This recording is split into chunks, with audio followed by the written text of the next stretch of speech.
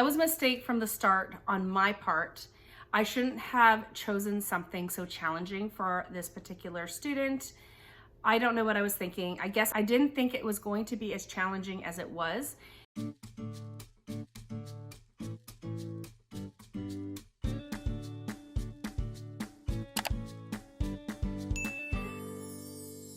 I have been going through and talking about how everything went in our homeschool. So my first video was my morning basket, then I did my family subjects as well as overall homeschool reflections. I did my 5th and 6th graders, more independent work, independent level subjects, and then my 7th grader. And today I'm going to be sharing my 8th graders independent work and how all that went for her this year. If you're new here, my name is Davine and I homeschool 4 kids who are in 5th, 6th, 7th, and 8th grade. So they'll be going into 6th, 7th, 8th, and 9th grade next year. So I'm just gonna go through what my 8th grader did and just talk a little bit about all the different things and how they went for her. And before I get too far into these, I am going to link in the description box below a link to everything mentioned here in case you want to take a look at things further. So the first thing, I don't think I mentioned this in my 7th graders video, but both of my girls picked up a planner from Walmart when we were there last summer. So they got to pick the kind they wanted. This one really likes dogs, so she picked up this planner. It worked really well for us. My 7th grader, what I basically did was I gave her a weekly printout and she would schedule herself out in her planner however she wanted. I tried to do that with my 8th grader this year and it probably lasted a few months, but we were having a lot of issues with, I guess, procrastination and trying to schedule things towards the end of the week and not during the days that she actually had more time to do it in. So turns out I ended up writing in her planner every week, and that has worked a lot better for us this year. Of course, at some point I would like to be able to hand that over to her, but we'll see. We'll see how that goes next year. I don't mind writing it out every week, especially if it means we don't have to argue, but of course she will need to learn those skills at some point.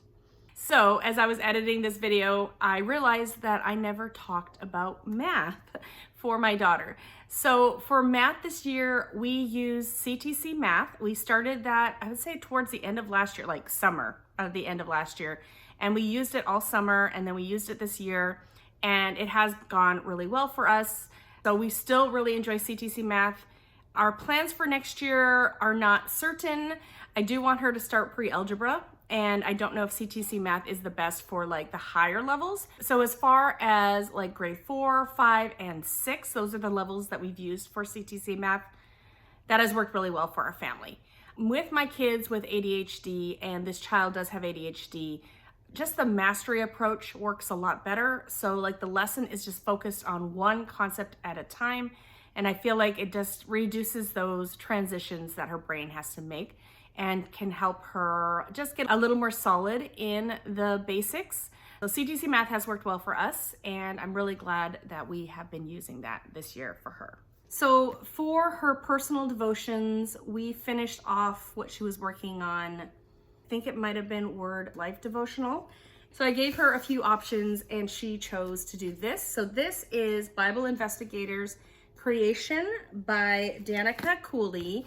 It is a mix of a Bible study of Genesis as well as a bunch of activities. I'm not going to show you the front part where she's done it, but there will be questions, there'll be things to read, there'll be questions to answer, and then there are activities. So for example, here, they're showing you how to draw a tree with a bunch of different fruits on it and things like this, little activities. So she really liked the look of this book. Logic activities and puzzles and stuff are not her strong suit, so she doesn't do a lot of the activities, but she does the ones that catch her eye, and I'm just having her mainly do the Bible questions and answers. That's what this mostly is for. And if she sees an activity that she wants to do, she's also doing that. So that has been going pretty well for us. I would definitely recommend it for kids who really do like those logic puzzles and activities and things like that. This would be excellent for a kid like that. It says for 8 to 12-year-olds. My daughter is 15. And so I would say go up from that, probably not younger than 8. but you could do this up until early high school as well if your child enjoys stuff like this. So the next thing is language arts, and that is where we had to make our biggest changes this year. We started the year with EIW level 8, and that was a mistake from the start on my part. I shouldn't have chosen something so challenging for this particular student. I don't know what I was thinking. I guess I didn't think it was going to be as challenging as it was. And EIW, especially the first half of the year, is grammar. It was very challenging. And so we kind of stuck with it until we hit the writing section. And I was hoping it would get better for her once we hit the writing section, but it just wasn't working well for her. She needed me to be basically teaching her the lessons, and I don't really have time to do that with 4 kids. So at that point, after we had been struggling for up to 2/3 of the year, I decided to drop EIW level 8. And so I gave her a few options on what she could do. I think what I told her is she could continue to try to work on EIW level 8, or she could switch to this. So this is Fables, Myths, and Fairy Tale Writing Lessons by IEW. It is intended for 3rd through 5th grade. I am doing this with my 5th and 6th grade boys. And the reason why I offered this for her is because I was doing these lessons with the boys already. So I would just have to add her to the group. And honestly, we just want her to be writing and to be improving on her writing. So it didn't really matter that this was at a lower grade level. It is still enough writing for her. So we switched her to that. She decided to go with that. So she's been doing this with the boys. I wouldn't say it's great and amazingly smooth since she's with her brothers, but it has been better. I have gotten better writing out of her since we switched, just because I'm able to work more with her on it. Now, because she switched from something pretty heavy like the IEW level 8, I also added this back into her. So this is Easy Grammar grade 4. She started working on this. She worked on this last year and maybe a little bit on the year before. And there was just a little tiny bit left that she hadn't finished. So I just decided to add this into her schedule like twice a week. So she's working on things like punctuation, adding colons, things like that. So pretty simple stuff, but just we never got to that. And next we have reading comprehension. So this is what she has been doing for reading comprehension this year. Reading Detective A1. It's said for grades 5 through 6, which is just about the right level for her. Vocabulary and language is not her strong suit. And so we've been working through this. I'm not going to show the inside of this because this is her work that she's done. But basically there's a reading passage, and then there's questions that are asking questions about the passage. And they want you to learn how to do things like inference and cause and effect and things like that. So it's been a really good one to just hone in on those skills that she needs to work on. And you're supposed to be able to prove your answers by finding where it says it. So that's a really good one. Instead of just guessing the answer or just trying to come up with something that might be right, they have to actually go back and look for evidence. So this has been a good reading comprehension program. I'm not going to continue with it next year with any of my kids except to finish it off with my boys, just because it's one of those things where I feel like after we do a year of it, we just want to take a break. But I do have some more levels that I could possibly use in the future. So I'm going to hang on to those and see if maybe I want to add it in a future year, or even maybe at the end of this year if we start running out of some of the things that we're doing. So for vocabulary, she has been working on Wordly Wise, book 5. This has been going pretty well. This is her first time doing Wordly Wise. We are probably about lesson 13 or 14, so just over halfway through this book. We go very slowly with this. I will generally have her do just one activity every few days. So like she'll do like 16A, she might do an activity there, or an activity like this, 16B. And I really like Wordly Wise just because they use different forms of the words in different contexts and things like that. So it does really challenge kids, both who are good with vocabulary as well as kids who need more help with vocabulary. So this level was just about right for her. And we'll just continue to use this in the upcoming school year. And if we finish it, I will think about if I want to pick up book 6. I probably will though, because I think it has been a good book for her to help her develop her vocabulary and just learn how to use different words in different ways. So this daughter also does currently work on a spelling program. Spelling does not come easily to her, and so she is working on Spelling UC, Level E, and this is part 2. So we probably started the year on part 1.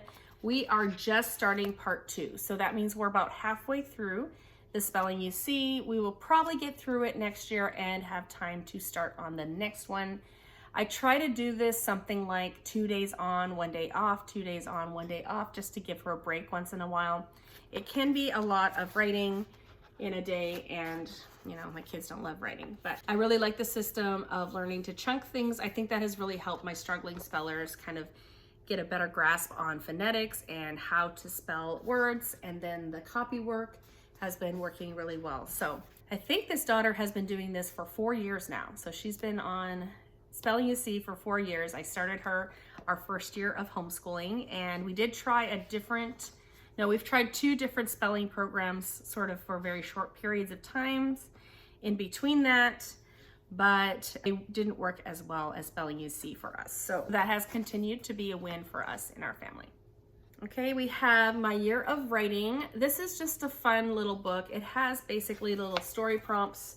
So this was just something that I added just to have a little fun.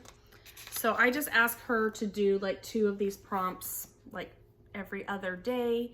So we aren't going to get through all 365 of these, but we might get about halfway through, and then I'll just leave it to her to see if she wants to continue with that.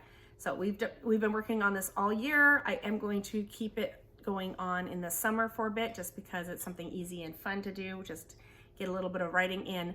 So yeah, so that has been fun. I would say I would recommend this for upper elementary school generally. I've been having my 2 middle schoolers do it, but I would say 4, 5, 6 are probably the most appropriate grades for something like this. So next we have reading. What has she been reading? So the last 4 books that she has read more in this term, we did Omar Rising. So that was a story of a boy in India. After that, we did Wild Orchid, which is the Ballad of Mulan. So that was about China. And then she read this, A Girl Under a Red Moon, also based in China around the time when communism was coming into the country and the changes that affected like a girl here. So just kind of experiencing the changes during that switch over to communism. And she is currently reading Born in the Year of Courage. So this is based in Japan. So with her reading, we are doing 2 things at the moment. She is doing Not Consumed, the reading journal for Not Consumed. This is intended for elementary ages, and I'm just going to show you inside. I gave her the option this year of if she wanted to do the elementary level or the middle school level. And I wanted her actually to pick the elementary school level because this is something she hasn't done a lot of. There's just different activities, like this is just about words. Pick a word you don't know and define it, write the synonym and antonym, pick a word and rhyme words to it. If you could be any character, who would you be and why? So it's very simple things, but she hasn't done a lot of this. So I wanted her to do this first before trying out the middle school level. The middle school level is more, it's like 20 lessons based on your book. So you would kind of separate your book into 20 readings, and then you would go through things like setting characters, plot, and then at the end you'd have like an assignment or something that you would be creating about what you read. So Not Consumed Ministries has things for like biographies, for nonfiction, for fiction, and just various different types of books like informational books, biographies, things like that. So my other daughter was doing a little bit of that, not very much. We didn't really do that very well this year, but those are 2 options that Not Consumed has. They also have a high school version, which I haven't seen yet, but I will link Not Consumed in the description box below in case you want to check them out. They have excellent devotionals and Bible studies as well. So we have mostly used them for that. So this is our first year using their language arts stuff. So my daughter will do the reading log twice a week, and then 2 other days of the week she will use just a little composition notebook, and she will write a page written narration on what happened in the book. So that's what she's been doing for her responses to her reading this term. So something that I have been having both my 7th and 8th grader do this year that I really think has been really good. So they've been reading their literature reading 4 days a week, and then 1 day a week they are reading different biographies about scientists. This one is The Inventor, Scientist, and Teacher Isaac Newton by John Hudson Tinner. So this is the one that my 8th grader is currently reading. And I think that these biographies have gone really well. I think they really enjoy reading about these. It's just these living books about people's lives. She has been using this quite a lot. So this is a science notebook that my 7th grader, she helps me with the cover. She designed this cover for my 8th grader because she loves dogs so much. And then we designed the inside to just suit our purposes as far as narration. So we have one side that is mostly blank with a few lines, so you can write like a title and a caption, and then the other side is just lined. And so basically when she does her reading for that day, I ask my daughters to either write a paragraph and draw an illustration, or write 2 paragraphs about what you read that day. So a paragraph is going to be about half the page, or 2 paragraphs would be about a full page written narration on that. So that is part of their reading, but it's also part of their science. So for the rest of her science for this year, I would say 2/3 of her science has been Sunlight G, Geology, Physics, and Origins, minus the origins. We've been focusing on geology and physics. I do have plans, loose plans, to do the origins part of this next year as a family subject. It goes through the theory of evolution, fossils and dinosaurs and things like that. So I wanted to go through that with my kids as a family. So I keep forgetting. It's one of those things like I want to do it with my family, but I keep kind of forgetting it's in my plans. So we didn't do that part of it. We did all the rest. So in this binder here, I have photocopied the checklist on what she needs to do each day, so she can go through and look at the books she needs to read and check things off. And it lets her know when she has to do an experiment. And then in the back part here, we have the activity sheets. So I have all the activity sheets for the year all here, so she can just go ahead, read the books, and answer the questions as needed. So science with Sunlight at this level, at G, is not intended to be done by the student by themselves. But as she is almost going into high school, I have found that just giving that to her has worked really well. And so currently the book she's reading for answering those is this one, the Usborne Encyclopedia of the Planet. So she will read like a 2 to 4 page spread of this each day, and then she has questions to answer from Sunlight in there. So that's 2 out of 3 days. And then on the 3rd day, I have been going through a whole bunch of John Hudson Tinner books. So not only that biography, but we have Exploring Planet Earth, Exploring Physics, Exploring Chemistry. So she has done both Exploring Physics and Exploring Chemistry, and she's currently working on Exploring Planet Earth. So she is about 2/3 of the way through. So we are going to be finishing this up. So I think that these books have been an excellent addition to our science, just to break things up.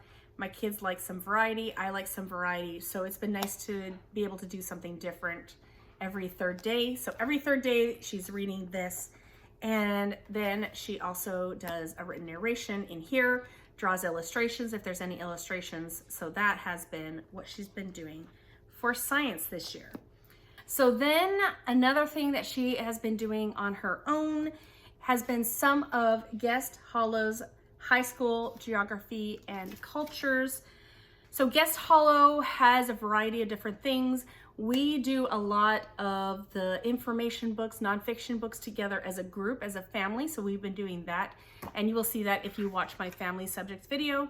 But my 2 girls have been going online and reading the Guest Hollow geography textbook and watching the videos that are linked in there. So that has gone really well. And then they have been completing the workbook. So this is sort of what the workbook looks like. And we have been focusing on half of this Guest Hollow curriculum because we are also doing Sunlight F along with it. So we've been doing a lot of the reading. We've been doing a lot of the read alouds. We've been just doing a lot of stuff as a family, and so we are only focusing on half of this year. So both my 7th and 8th grader have been doing a high school geography, and so I'm planning on giving them a high school credit for this once we have finished it. We started the Eastern Hemisphere part of this about 2 to 3 months into this school year. So we do have a few more sections to finish. We need to finish up Southeast Asia, we have Africa, we have Australia, New Zealand. I think that's it. So we are going to try to finish that up in the beginning of the new school year, in the first maybe 2 months of the beginning of the school year. And so that will get my girls their first high school social studies credit. Now, I'm also planning on giving my daughter, who's in 8th grade, her first science credit once she's completed the science that I have assigned this year. I am going to call it a general science credit. She is 15, so she is on the older end for going into 9th grade, and I'm just going to start giving her some credits now. So that is the plan as far as any high school credits that she got this year. So on top of all this, she has been doing dance. So she goes to hip hop class like twice a week. So she does that sort of for her PE. When they're not doing dance, I ask them to go outside and do something active for about 20 minutes a day, every other day or so. She also is doing typing.com, so improving her typing and working on her typing skills. So she's been doing that. So that covers what my 8th grader has been doing this year and how things have been going. It has been a pretty good year.